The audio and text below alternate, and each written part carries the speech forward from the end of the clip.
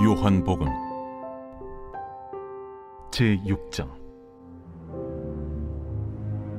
그 후에 예수께서 디베랴의 갈릴리 바다 건너편으로 가심에 큰 무리가 따르니 이는 병자들에게 행하시는 표적을 보았음이로라. 예수께서 산에 오르사 제자들과 함께 거기 앉으시니 마침 유대인의 명절인 유월절이 가까운지라. 예수께서 눈을 들어 큰 무리가 자기에게로 오는 것을 보시고 빌립에게 이르시되, 우리가 어디서 떡을 사서 이 사람들을 먹이겠느냐? 이렇게 말씀하심은 친히 어떻게 하실지를 아시고 빌립을 시험하고자 하심이라. 각 사람으로 조금씩 받게 할지라도 200데나리온의 떡이 부족하리이다. 제자 중 하나 곧 시몬 베드로의 형제 안드레가 예수께 여짜오되, 여기 한 아이가 있어 보리떡 5개와 물고기 2마리를 가지고 있나이다. 그러나 그것이 이 많은 사람에게 얼마나 되겠사옵나이까? 이 사람들로 앉게 하라. 하시니 그곳에 잔디가 많은지라 사람들이 앉으니 수가 5,000명쯤 되더라. 예수께서 떡을 가져 축사하신 후에 앉아있는 자들에게 나눠주시고 물고기도 그렇게 그들의 원대로 주시니라. 그들이 배부른 후에 예수께서 제자들에게 이르시되, 남은 조각을 거두고 버리는 것이 없게 하라. 이에 거두니 보리떡 5개로 먹고 남은 조각이 12바구니에 찼더라. 그 사람들이 예수께서 행하신 이 표적을 보고 말하되, 이는 참으로 세상에 오실 그 선지자라. 그러므로 예수께서 그들이 와서 자기를 억지로 붙들어 임금으로 삼으려는 줄 아시고 다시 혼자 산으로 떠나가시니라. 할렐루야. 사랑하는 열린문교회 성도 여러분, 지난밤도 주님 주시는 은혜와 평강 가운데 깊은 안식 취하셨습니까? 아침을 깨우는 말씀, 화요일 이 아침에 주님께서 저와 여러분에게 주시는 말씀은 요한복음 6장 1절에서 15절까지의 말씀입니다. 오늘 본문에는 우리가 너무나 잘 알고 있는 그 오병이어의 기적의 사건을 다루고 있는 본문인데요. 오늘 본문을 통해서 사실 많은 이들이 많은 은혜들을 접하고 그리고 은혜를 입어왔을 것인데, 말씀은 날마다 볼 때마다 우리에게 새롭게 또 적용되어지고 또 새로운 인사이트를 주는 것 같습니다.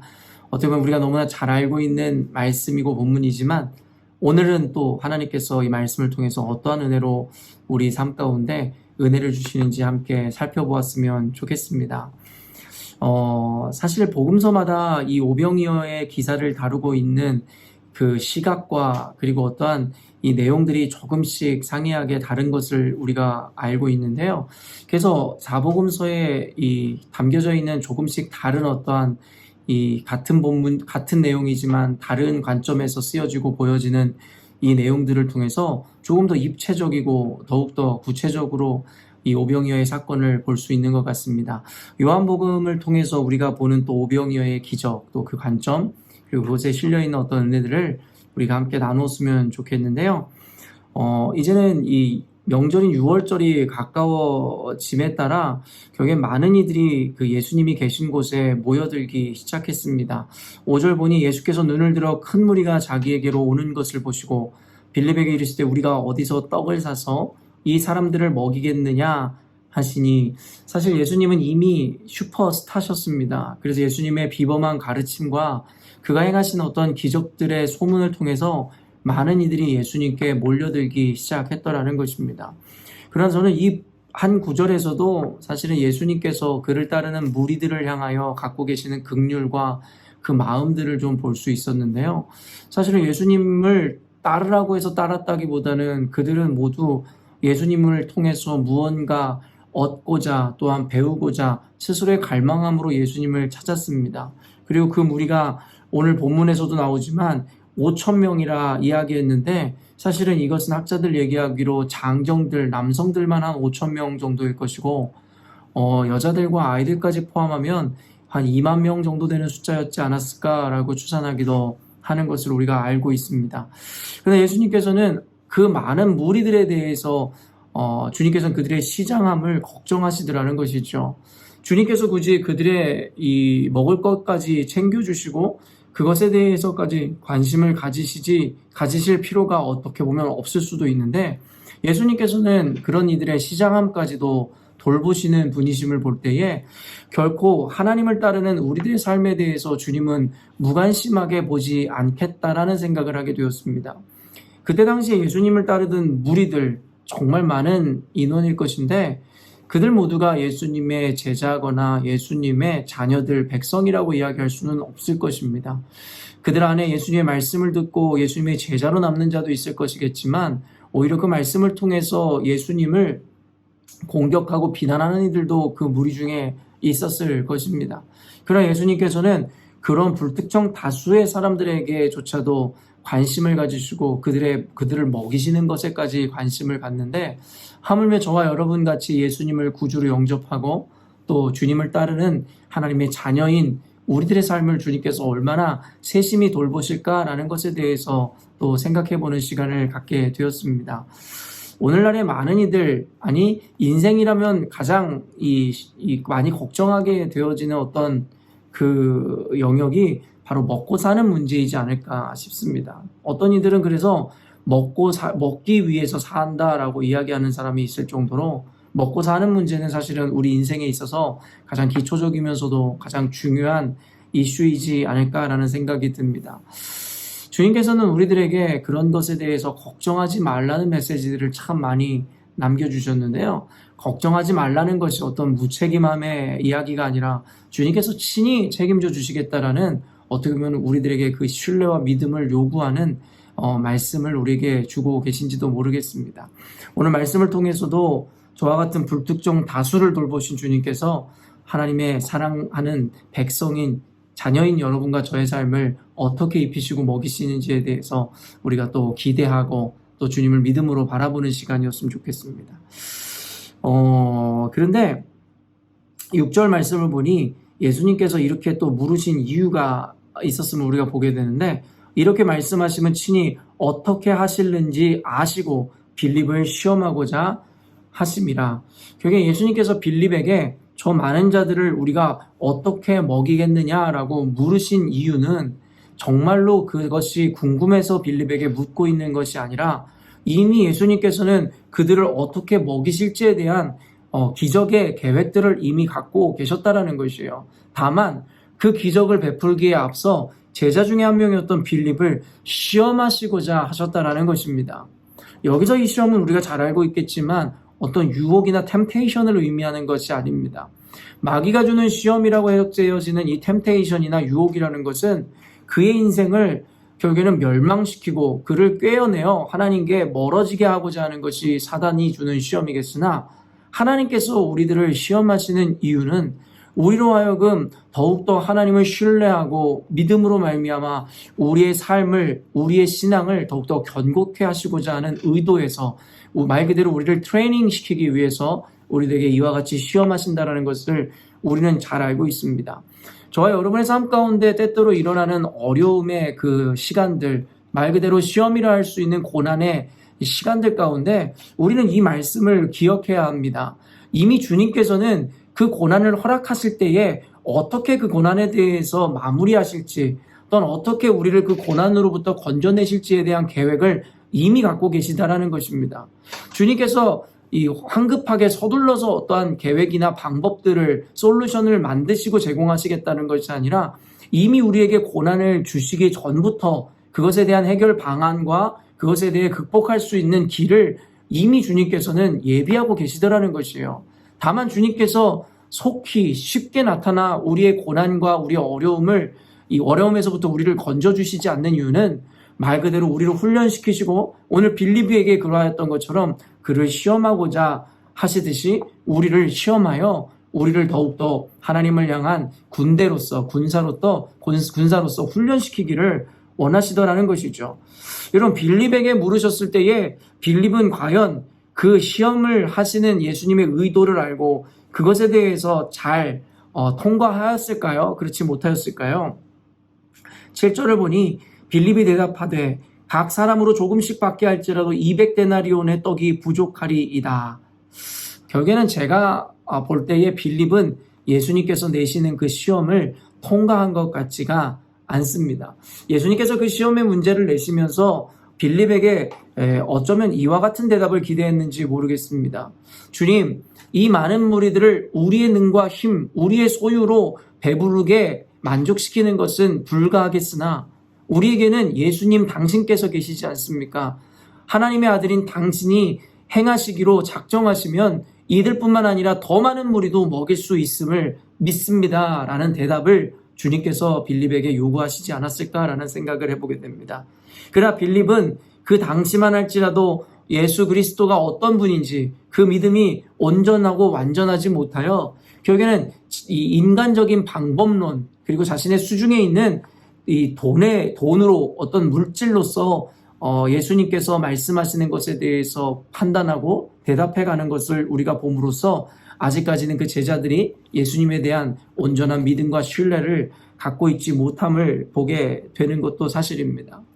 사실 우리의 모습이 이와 같은 것 같습니다. 이미 예수님께서 우리와 함께 하시고 예수님이 어떤 분인지를 우리는 믿고 알고 있다라고 이야기하지만 실질적으로 삶에 우리가 마주하게 되는 환경과 상황 가운데 우리는 우리가 믿고 우리와 함께 하시는 예수님을 신뢰하고 온전히 그의 은혜를 바라기보다는 결국엔 내가 할 수 있는 방법이라든가 나의 가진 소유라든가 나의 능력을 의지함으로 그 문제나 환경을 타개하고 넘어가려고 하는 우리들의 이 자아가 큰 것을 우리는 발견하게 됩니다. 물론 그리스도인이라 하여 감나무에서 감이 떨어질 때까지 그저 입을 벌리고만 있으라는 것도 아니고 우리로 하여금 게으르거나 그저 어떤 광신도의 믿음처럼 믿음만 있으면 다 된다라는 이야기를 하라는 것이 결코 아닙니다. 다만 그리스도인이라면 우리가 최선이라는 가치와 노력이라는 어떠한 것들을 발현하기 이전에 하나님께서 우리 삶 가운데 주님의 뜻하신 바대로라면 모든 것을 능히 이루실 수 있는 분이라는 기초적인 믿음과 신뢰 가운데 우리의 최선이라는 것이 발현되어야 한다는 것을 여러분에게 분명히 이야기하고 싶습니다. 그러나 오늘날의 그리스도인들의 반응은 결국엔 주님을 향한 그와 같은 무한한 신뢰와 믿음이 기반되어 있다라기보다는 그저 주님을 믿는 믿음 따로 그리고 이 현실을 마주하고 살아내는 내 인생 따로의 이원분리적인 신앙생활을 하는 이들이 너무나 많지 않은가라는 생각을 해보게 되었습니다. 사실 언젠가도 여러분들에게 간증했었던 기억이 있는데 저 역시도 목회자지만 이와 같은 한계를 갖고 있어 결국엔 이곳 시드니에 왔을 때 처음에 너무나 힘들고 어려운 시간을 가져 7일을 일했어야만 했을 때에 하나님께서 저를 이곳에 보내셨다라는 그 목적과 이유를 까맣게 잊은 채 어떻게 하면 내가 내 가족을 이곳에서 먹여 살리고 이곳에서 살아남을 수 있을까에 혈안이 되어 사역자로 부름을 받아 사역을 해야 함에도 불구하고 그저 주일에 나가 예배를 드리고 나름의 봉사를 한 이후에 결국엔 또 일터로 향하여 사역자로서 사명을 감당하지는 못하고 그저 겨우겨우 주일 성수하고 예배하는 것으로 만족하고 결국에는 먹고 살기 위한 방법들을 찾아 헤맸었던 그 기억을 아직도 갖고 있습니다.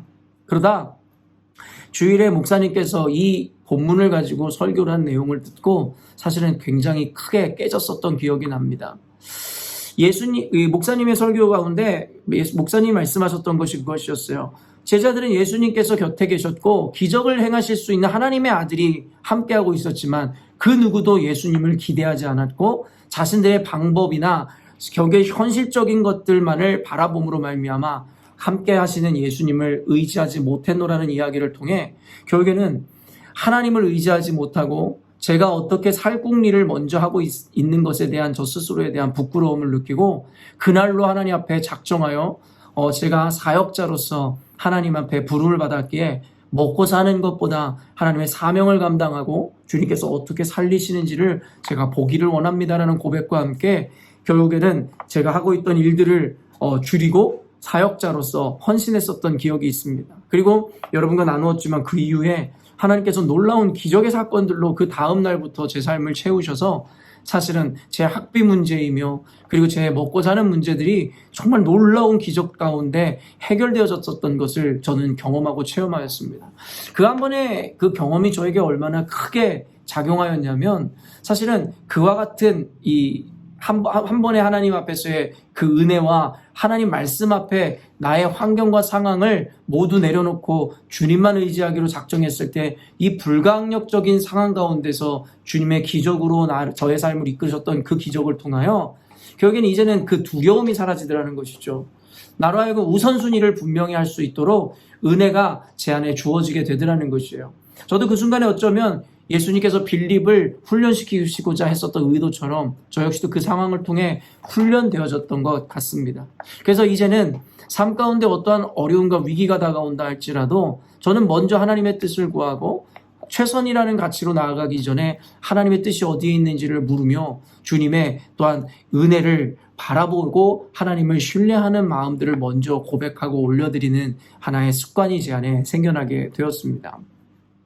사랑하는 성도 여러분, 우리는 이 세상을 살아가다 보면 때때로는 절체절명의 위기 혹은 우리 힘으로는 감당할 수 없을 것만 같은, 어쩌면 오늘 그 많은 사람들을 먹일 수 없는 그 소유만을 가지고 있었던 제자들이 맞이하는 상황 같은 현실에 처할 때도 있을 것입니다. 그러나 우리가 최선이라는 것을, 또한 우리의 지혜라는 것을 사용하기 이전에 먼저 하나님 앞에 믿음의 그리고 신뢰의 고백을 할 수 있어야 할 것입니다.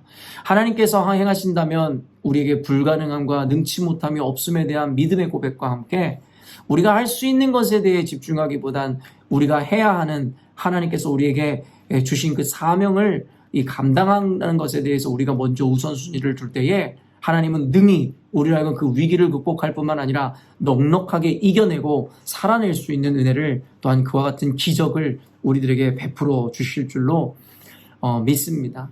오늘 말씀을 통해서 또 이 아이가 하나님께, 예수님께 바쳤던 보리떡 5개와 물고기 2마리에 대한 또 인사이트들과 은혜들도 있지만 이와 같은 말씀들, 오늘 다 함께 나누지 못한 말씀들은 여러분이 오늘 한번 스스로 이 말씀을 묵상하며 그 아이가 내어준 그 5개의 떡과 2마리의 물고기의 의미가 무엇인지, 또한 우리가 찬송으로도 고백하듯이 우리가 단순히 기적을 경험하기를 원한다 이야기하지만 주님께서는 그 기적의 근거를 우리들에게 요청하고 있음에 대해서 깨닫는 시간이 되었으면 좋겠습니다.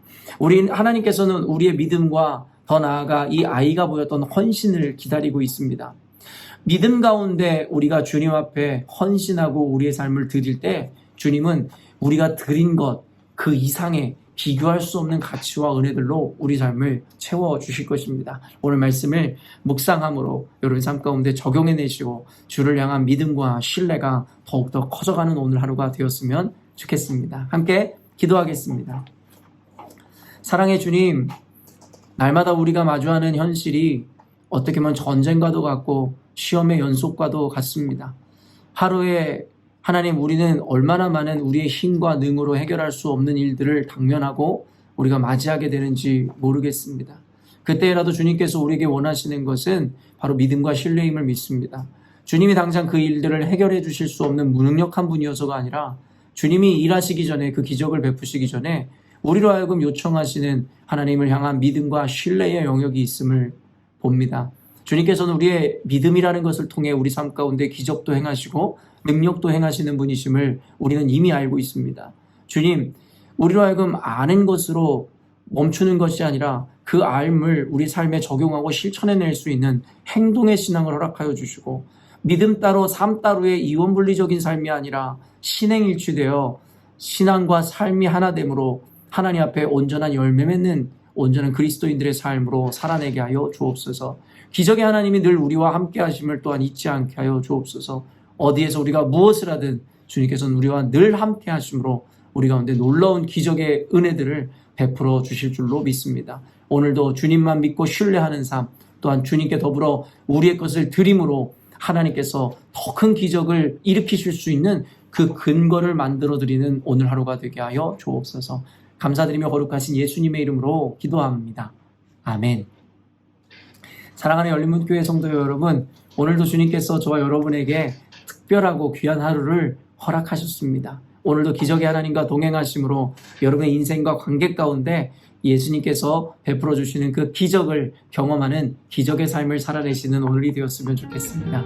아침을 깨우는 말씀은 내일 아침에 또 뵙도록 하겠습니다.